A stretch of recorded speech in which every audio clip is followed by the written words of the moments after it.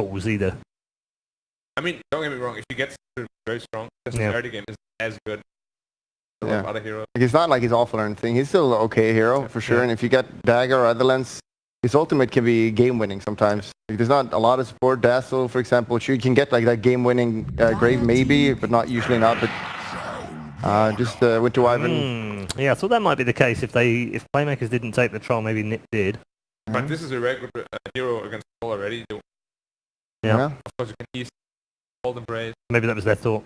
Maybe they're putting the Wyvern in to stop them taking the troll, but they don't care. Tag team doesn't do anything now. Paul, going back to the 10 seconds remaining. Probably got lazy. 5 seconds remaining. Right. Something goes terribly wrong. Yeah. Basically, I just Right.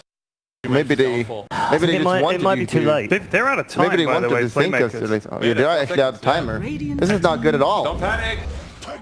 That's a bit. Pugner just picking basic. No panic, Pugners. Yeah, It's fine. it's a good pick though. I get The troll is like, guys, how am I supposed to hit people? Yeah, well, why am I being third? What am I doing here? Maybe they have some Keep it here, strats. better.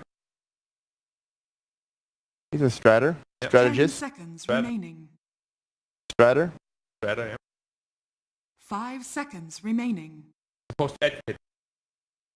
Or Dire Alright. team Just- back. Tiny. Steiny. So that's gonna be a core tiny, right? It's probably middle then, I guess. Should be fine against Could be Pugner. off. Yeah, it could be offense. Like, Yeah. Pass tiny. Likely off. I mean it's good. It's good for sure. And then last. Like, it's just 10 good to get some seconds magic damage remaining. for Cold Embrace. So like right now they pretty much only have physical damage, so 5 getting some magical seconds is remaining. good for sure. I feel like a lot of games though, Radiant they team back. prioritize aces here for usually fantasy early on the draw. What do you think would be the best hero for them to put on Bata here? Something that can just chill. Or just like a dragon or something. Yeah. What about Puck? I like Puck. I always like Puck. I know you like Fada Puck. That sounded like Black 10 said that seconds twice then. remaining. If I sound like that, I'm not. You sound pretty weird, 5 honestly. seconds You have remaining. still a German accent. You need to stop that. Radiant team pick. Okay, Slarkarino. What's the mid here? They have initiation, maybe just some more team fight. As you mentioned, Dragon Knight or Kanka. Playmakers have banned the Dark Seer, so they don't think Nip need a fatter hero. Could be a tiny bit.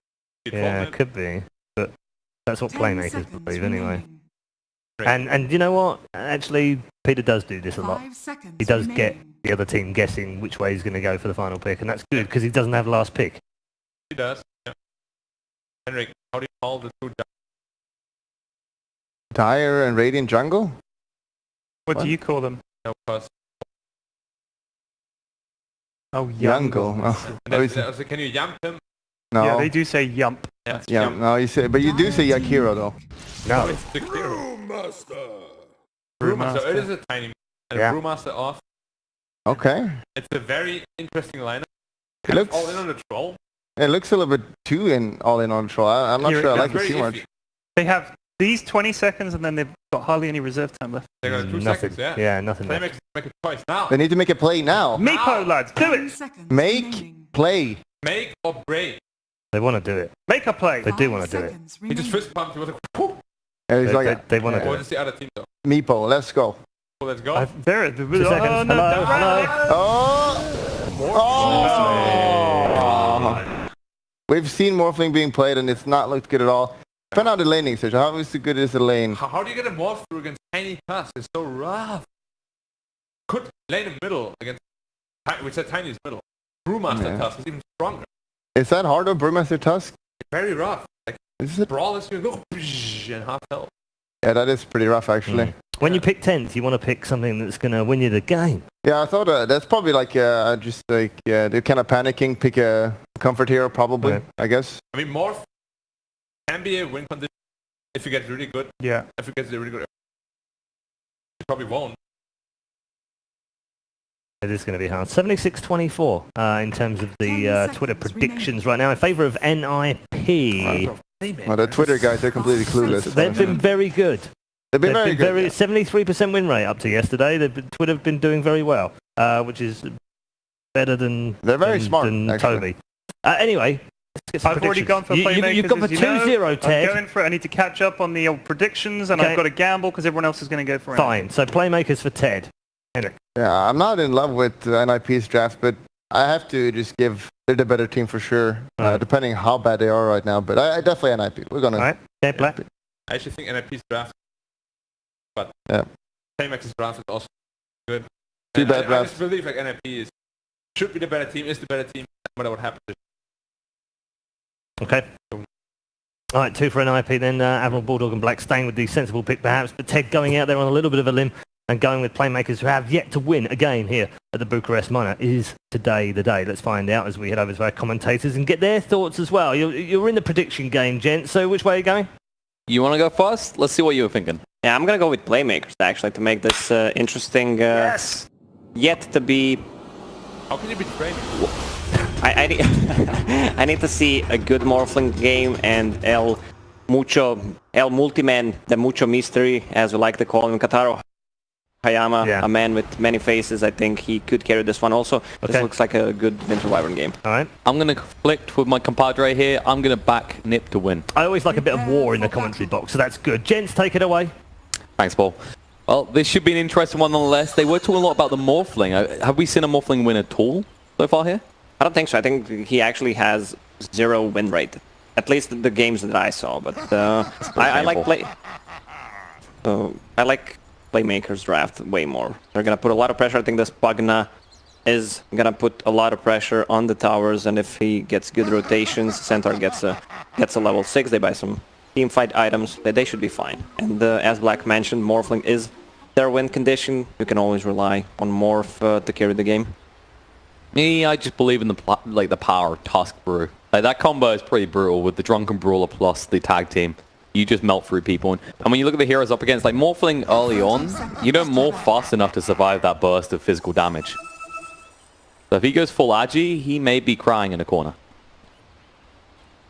This should be a tri-lane start, as we see so often, especially when you have a Tusk on your team from NIP. Maybe look for a pick-off. Meanwhile, on top lane, they're letting Brewmaster scout with no sort of conflict right now. So Now when I'm NIP thinking about it, it's actually a great tiny game. If he gets a good start, Morphling usually loves to be greedy and farm with low HP. Winter Wyvern also low HP hero. Pagna, same goes for Rubik. So they could be easily blown up by a tiny this game. Speaking of Rubik, good thing he was there, or Sword would be a very sad boy right now. It's 2 runes apiece, and I think you're right. Like, there's so many targets for him. Morphlings, they get caught out, not paying attention for even a millisecond against this type of lineup, they just disappear. Same time, starting this mid lane, while it might be frustrating, you have the means to harass on the Fakers. You can already see coming out from Fada.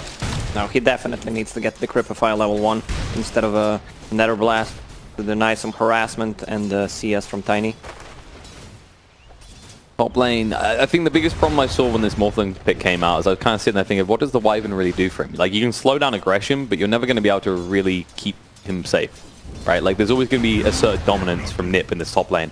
When you're playing Brewmaster, okay, Dazzle's doing a good job just pulling the creep wave, because this lane is actually strong. Winter Wyvern and Morphling, they have a lot of kill potential once they hit the level 2. Of course, better to have the Dazzle up here than the Tusk, because otherwise you give great value to the Splinter Blasts and it always works against you. While at the same time you do have a means to get on top of this Rubik if he overextends a little bit. And honestly, tag team with Troll is pretty brutal once you get a point into further. So far though, Tiny is top on CS. As you said, the Crepify should have been taken at level 1. Faker is keeping up, but he wasn't able to slow down Tiny's early farm was the problem. I mean, you just try to deny him the first wave as much as possible, get those null talismans running up, and Pagna has a great animation and a lot of damage. As does his opponent.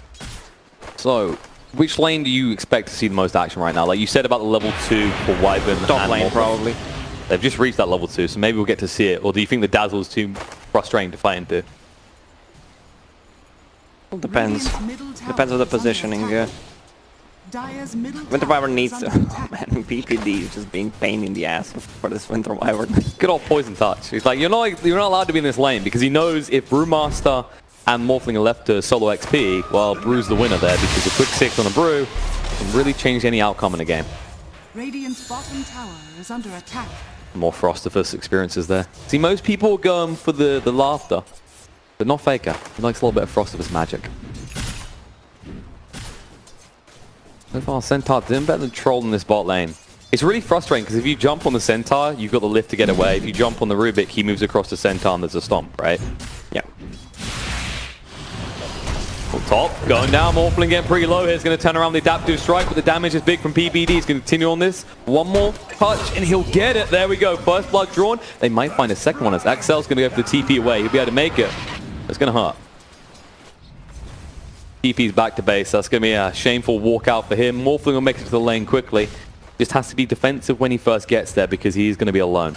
Yeah, NIP is playing this lane correctly. Dazzle drawing a lot of attention to the side, stopping the creep pool. You can already see, just trying to interrupt him. Poison Touch comes out, they're moving forward, they're looking for the big plays, the clap's going to be there, they're going to tap right onto him, and Kataro, he said he needed to be careful and he didn't want to listen. He just TP'd out, and now he's got a very long and slow walk back out to that lane. This is not good for Playmakers at all. They just TP'd out 2 heroes, especially the Morph who just TP'd back. This is a free lane for almost 4 waves on side of NIP. Going to be problematic, and the Morphling is the key for Playmakers. You're going to see it very clearly from the draft. The Pugner's going to make space, the Centaur's going to keep you alive, but Morphling has to deliver in the end.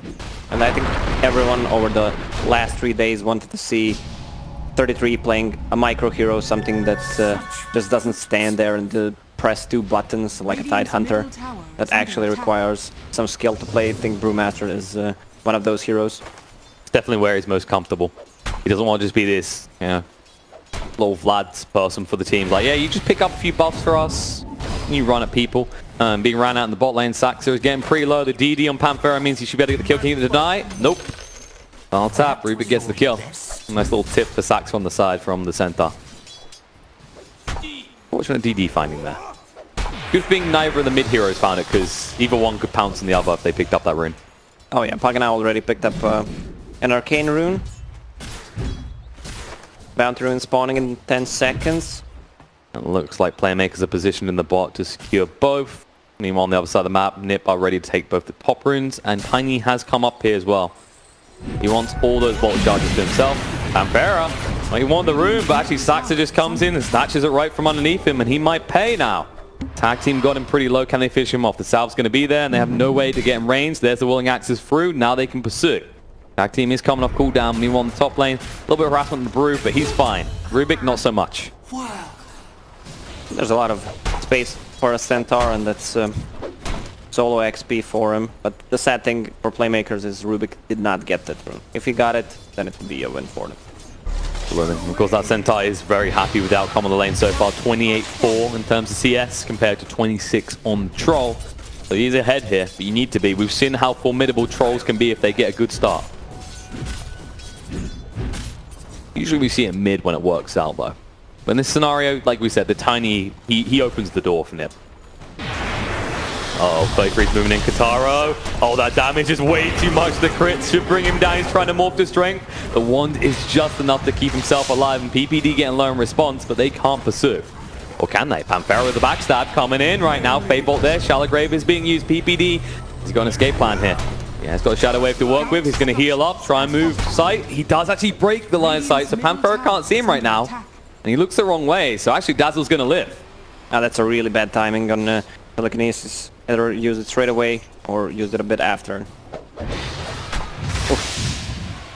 the moment, Playmakers, they're trying to make the plays around the map, but it's not working out. 3-1's the score, a slight goal lead for the side of NIP. And while Centaur is being left to his own devices having a great time, who's winning the investment in this top lane? We've already seen plenty of big kills for NIP there. Yeah, but even though they did not get any kills with the rotation from Rubik, Morphling still had 2 free waves to farm with.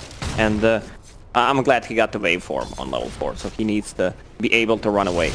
Yeah, he realized that very quickly when they started to crit onto him. It was hurting a little bit too much. If it wasn't for that stick, he definitely would have been dead. Mid lane, there's the life drain coming out for Faker. You just use the Invis at the same time to make sure he stays Invis and there's no turnaround opportunity. But this is where it gets a little bit interesting when you start to get these levels and you can actually, as a Pugna, sustain after the avalanche from the Tiny. And if you build enough stat items, well, he won't get you in the avalanche, that's for sure. A little journey in the bot lane. Oh, they're encircling him in the bot. And they get onto him in time. Sword. They get out of this tag team. They will only get half effect, but they have slowed him down enough. Ice shards come out and Centaur has no escape plan.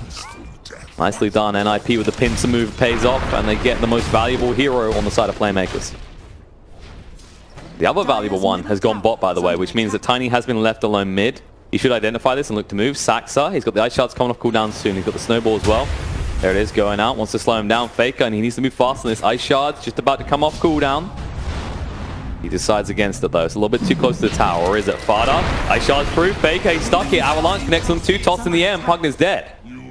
Tiny, he stays in the lane as much as possible, and when he comes out, he makes sure he gets value out of it. Just like in the top lane, where once again, Guitarro is dead.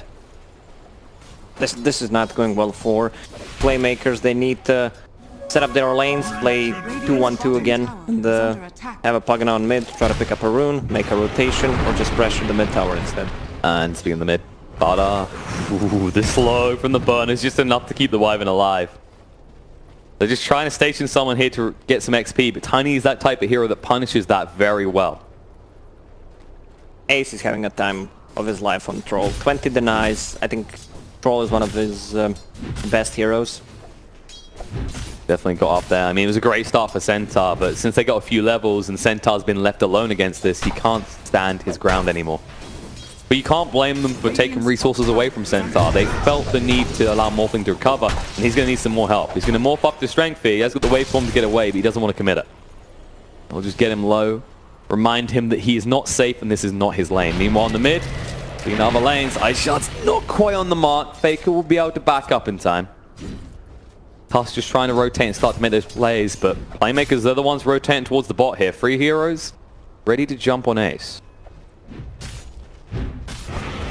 How do you want to lead? Burn to slow him down. You have got the lift available. Faybot first. There's a lift towards Sword. He doesn't actually want to commit the Stampede. TPs are coming in and they need to abort. They need to get out right now. Fada comes in. Avalanche is there. Tossed on the spot. He says, where the hell are you going, Centaur? Can you do enough damage? The real question. Welling Axe has come out and looks like your escape has been blocked off. The Stampede is used. The Ice Shards block him off. One more tap and it'll be there. Ace gets the kill and they use the Stampede. And they're going to get the runes as well. Tiny's going to bottle it up. But they're going to lose more heroes. Axel, he can't come this close. They've got the tag team coming off cooldown, and that is a dead Wyvern. Meanwhile on the top, oh, they're diving. This time it's just 33 alone, scaring the crap out of Guitarro. This is turning into a depressing Morphling game right now. Suddenly Peter sneaking into your screens. Go the TP way, Guitarro. He'll be fine. 33 says no. Without the Drunken Brawler, we can't do it. Yeah, but they have a siege creep incoming, so they're going to put a lot of pressure on the Tower of Iron level 4. I don't think he can deal enough damage with the Splinter Blast. They're going to kill him. Like the moment he done that, look at him go. Axel has to be very careful. They have an idea of where he is. And he just TP'd out, so you're going to survive, but you're stuck here. Actually, you just broke the trees. Do they know? Well, what is Pugna doing? He just used the Arcane Rune, came, blast the tower once to the left, and that's it. I mean, he's done some damage, you know? He's a little bit scared. He doesn't want to hang around too long. Ice Shard's out. Sword should be scared. They're moving across right now. Saxa, can he get close enough? Welling Axis slows down the Centaur, and now they might have him. Pugna in the mid lane almost going down, but Centaur most definitely going down the bot lane here. Stomp buys himself a little bit of time. Ace, guess it's wrong with the Welling Axis. No, the life right now. Baker! Beautifully done, survives the attempt mid and then makes the most of it in the bot lane. And Saxa is going to be turned around on here. He's got the snowball to go out on the sword, but he hasn't got the damage to follow through. No Warrior's Punch for 7 seconds. The Crap Fighter protect. They're going to turn on a PPD as well. Panthera aggressively moving forward. This Rubik leading the way for a kill potentially on the Saxa. There's a lift back. Faker going to work. Life drain will be enough to bring down the Tusk, or will it? Shallowgrave's going to be there, but now they just pursue. Stampede is ready. They want to go. Sword, he's coming on the back. PPD, they're going to chase him. They already got rid of the Tusk, and they'll get rid of the Dazzle as well. And the TP's maybe a little bit too late. If they turn around, they can find Centaur, but they want Panthera instead. That does mean Centaur gets out alive. Yeah, the Playmakers got a lot of XP from those kills. Winter Wyvern just gonna TP out. We've seen this stuff before. And Morphling is level 7 right now, has Morbid Mask, so he's just gonna jungle, leave lane to one of the supports because they're kind of under-leveled. As a support in this game, do you say thank you for that, or do you say hell no? Because Tiny's about to get a Blink Dagger. I mean, it's always good to get some XP, especially when you're like level 4, you need to do something, and I think Winter Wyvern bought the tome for himself. I feel like Wyvern can do it, right? Because this is one of the big things about Wyvern that made it a very good hero for a long time, is you just stick in the trees, splinter blast through, keep a lane pushed out. But for Rubik, there's a heavy risk wherever he goes, and he probably knows this. On the other hand, there is just a Dazzle who gets up in your face and doesn't give a damn. They don't have to, actually. If Faker's showing top, they could make a move mid if they get more heroes here. You can already see the Tusk smoked up and nearby alongside the Tiny. They want to reveal this Blink and get good value out of it. They can get a kill plus a tower, that will do. Picks up a tree. Morphling, he's agied up. If they jump him, he's dead. Oh, Avalanche toss comes in, they'll take Rubik instead. They're not looking for anything too big, and as a result of that, they can now push onto this tier 1 bot. Does it just feel like right now Playmakers are reluctant to make any move, and it's just NIP deciding everything? They have a strong team fight with Winter Wyvern ulti if they place it correctly. That's true, with the troll involved. It just feels like right now they're saying, okay, just let them have the towers, we'll fall back. Morphling needs something, we want him to be involved, right? Stampede in the mid lane, actually trying to make a move here. Dazzle, he stays a little bit too long and he just gets blown up. They take the tower as well. Double the value, and 33 coming out the split, chasing on the Faker right now. Reinforcements on the way, but not for this Pugna. Actually, in fact, for NIP, Sparta does arrive, blinks forward, Avalanche toss on the spot. Pugna will go down and Sword will be able to escape, or will he? They could get the Cyclone onto him if they want to. Do they want to follow up is the real question. They probably just want to secure the tier 1. They should try to make a move on Troll on bottom since everyone just TP'd mid. Oh, that's an invis Winter Wyvern, but they have a vision. Yep, they see it perfectly. They put down Sentry, the Wind's Curse comes out, Tiny starts clubbing in the face of 33, but he's so damn tanky at this stage. Stomp on the 2, double edge, barely feeling it. Snowball, they're going to turn around on the center. No, they see the Morphling, he TP's in, he's feeling ballsy, but is he going to feel it for long? The Avalanche, he switches to the Tinies and Avalanche action. Who's going to come out ahead? Saxa, still on half HP, doesn't care too much. Morphling, that's a little bit too close for comfort. They weren't able to do anything about the Troll in the bot lane in the meantime. Instead, Faker just staying in to ensure the Troll can't push into this tower. Getting a little bit too much gold for Faker's liking. Speaking of Pugna, no Snowball coming through. Tusk is committing now. No War's Punch to work, but we need to back away instantly. Ice Shot's going to be there. Axel actually gets protected. The Crepite help him out as well. Never Blast zones him out, and they have no way of stopping this TP. Nicely done. A little bit of help from the opposition in the end. Faker just trying to harass them down. He has got the life drain, but he feels alone right now. Even with Panthera nearby, it's a 3-on-2 scenario, so you just back up. Rubik has Thunderclap stolen. He put the infused raindrop last charge in a backpack so he can get an urn. All the time, it's just about building space for this Morphling. This is his game. This is his story. It's just a matter of how much map control you can give him to work with. And with a Pugna, you'd hope to have taken more towers than this by now. You're 15 minutes in, you only have 1 tower taken. You're about to lose a second. Avalanche toss coming in, and Axel is gone. Just the typical Tiny experience right now. Well, that happens. This is the thing, like, you just make these moves. This is the great thing about Tiny when you're ahead, right? Is you can just make these moves on your own, and everyone else can just farm, push towers. There's no pressure to bring additional heroes. Yeah, he can blow up 3, maybe even 4 heroes inside of Playmakers right now. What's the item that allows Playmakers to start, well, making plays in this type of game? Like, you got the Glimmer Cape coming up soon for Faker. That's gonna be a big item. Dire's structures are fortified. You can already actually see them just stacking up to move here. So they're playing around the Morphling now. I kind of like this better because at the moment you're just sitting back and doing nothing, and it just doesn't work. Dire's middle tower has Like, at what been stage, if you do that, will the Morphling be richer than the Troll or the Tiny? They need a Blink Dagger on this Centaur to start a fight. I mean, they still have a Stampede. Well, they don't have a Wyvern. Sparta saw another opportunity, and they see the opportunity for the Roche. And remember, tag team does work on Roshan. And with a Troll, that makes this pretty quick. feel like that'll be the first thing they'll change about Tusk. You know how they like done something similar to Underlord? I mean, it's more insane with that hero, but it's still pretty crazy that tag team works on Roche. Yeah, and they have a Vlad's on Brewmaster. I don't think we mentioned that. He also has a Blink Dagger, so he's extremely farmed, level 12. The big beefy boy gets so many stats. Naturally, he doesn't really need to build tanky. He has to build utility and a form of initiation. And he'll look to use it here. Got Blink Dagger. Doesn't want to go on sword. They can just push this in. They've already drawn the line. They want to take that tier 2 and make sure that Playmakers have no way to recover. Speaking of Playmakers, Avalanche toss coming out. He's starting to morph strength just in time. Tara will be fine. Turns into Tiny himself. Reinforcements are on the way. He wants to toss him back. He says, all right, you want this fight? We're going to give it to you. Life drain's there. And That's a big kill. that punishment, he wanted to make the moves alone and he paid the price. And Kataro gets the last hit. That's really important. Instant smoke. They smoked under the center ward, so Min... Up moving in, Stampede, they do jump forward, they do see PPD down to half HP, can they finish him? Yep, they can. He didn't go for the shallow grave, he decided Shadow Wave was all he needed. Nice moves by Playmakers, they need to do something, they were just being kicked in the head over and over. And finally they strike back. He does actually have enough for the BKB now, by the way. I feel like the BKB is the item in this game, right? You could go stats resistance, but you're against a Pugna. He's just going to life drain you. You don't want to give him that advantage. Unfair in the mid lane. Where did he go? Tag team, Walrus Punch, Drunken Brawler. An extra 100 damage at this stage hurts pretty bad for a support like Rubik. Oh, can they kill him again? He's lingering. He needs to be careful, actually. They're going to jump straight in right now. And there it is. Life drain's going to come out, and he can't move away quick enough. Another kill for Kataro. Fada keeps trying to make these moves alone. Playmakers are outmaneuvering them right now. They're trading a couple of supports for cores. And TP out, no TP. Axel, no TP. Use the winner's curse. Kataro's in the tree line.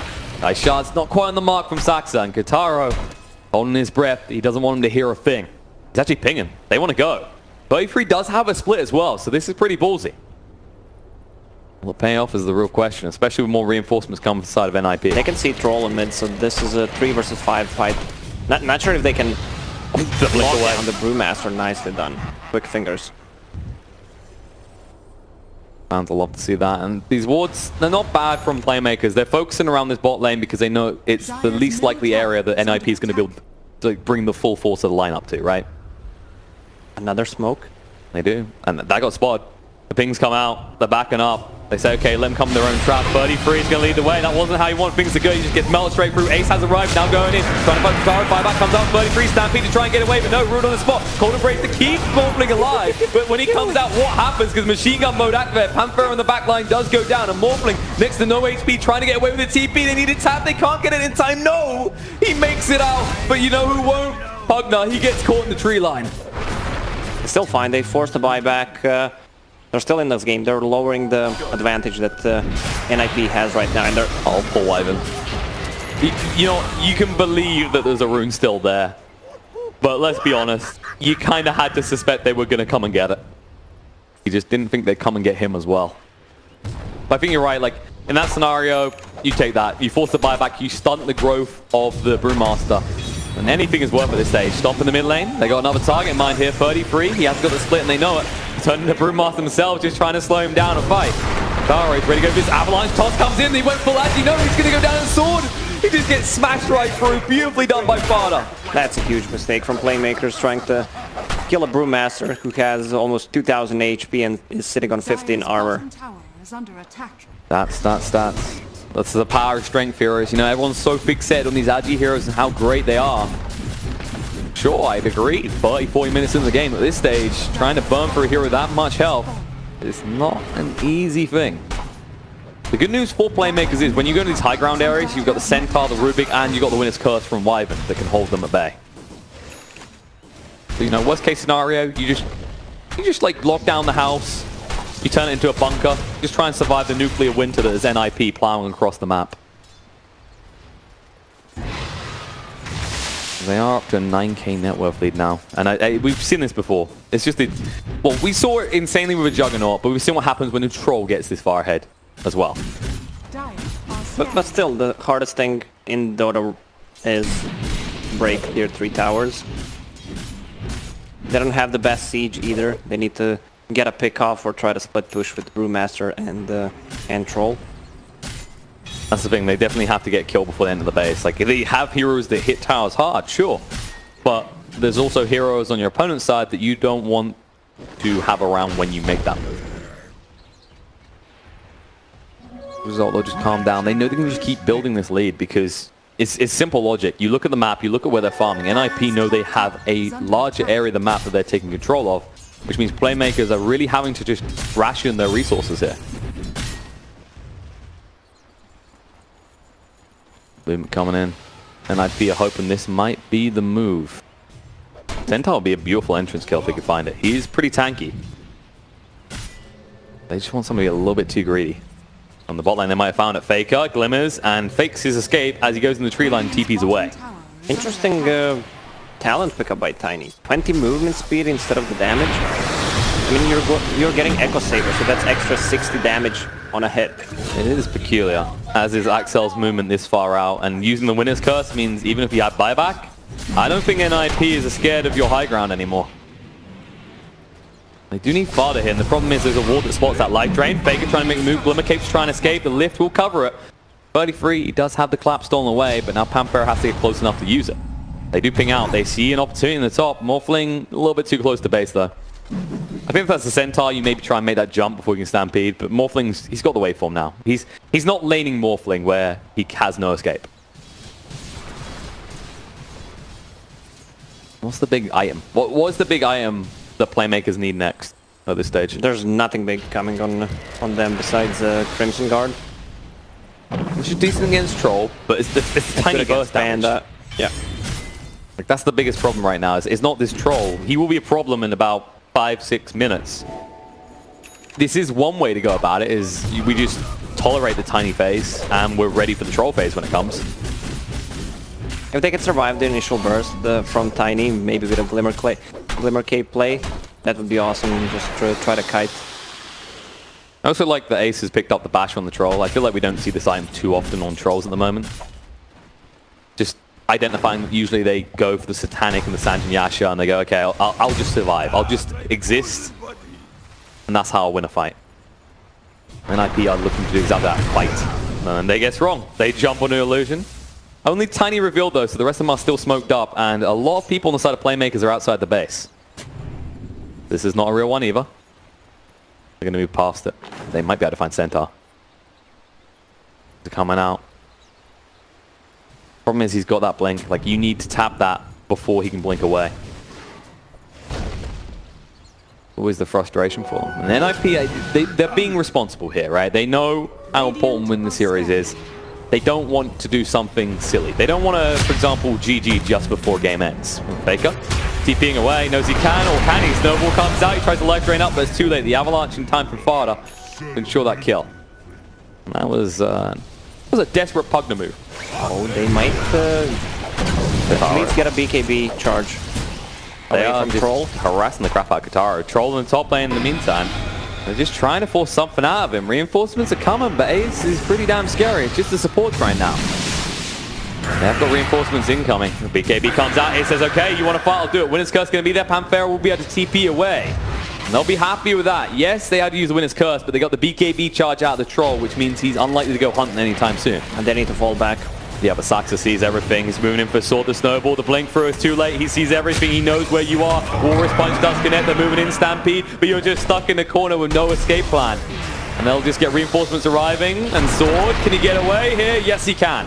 Avalanche a little bit too late. That's exactly how Playmakers need to play. They just need to buy time. Tier 3s are being pinged out. They want to pressure it right now. There's 2 heroes showing on the bottom lane. Winter Wyvern does not have a TP, but Morph does. Dire's top tower is under attack. They're just trying to juggle the side of NIP back and forth across the map, waste their time because they know it is crucial that Morphling continues to climb the net worth board as he is doing right now. Roche is up. Arcane Rune for Faker as well. They might try something here. I mean, the one way NIP can siege now that they have Aegis and Cheese, I don't think Playmakers is going to contest that. They can't. Siege with Troll, use Panda Split to control the back line, get the tower, try to get some Raxes as well.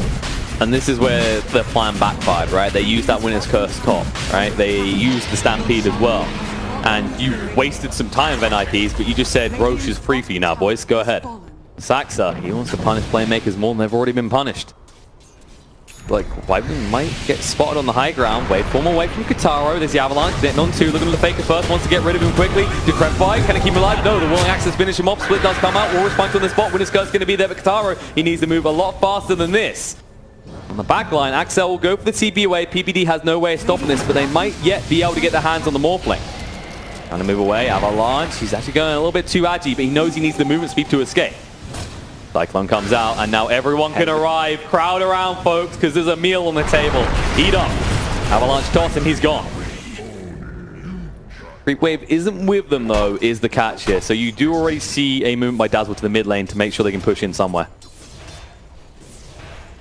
EPD just saying, creeps come with me. Wants to try and reach the high ground so they can actually just start to melt the base, because there's nothing left outside the base for Playmakers other than shrines. Stinger does not have the best spells to steal in this game, but he's gonna do a good job. Has a Blink Dagger now. Just wants to cut the waves with the Whirling Axes and Fade Bolt. Kills the full creep wave.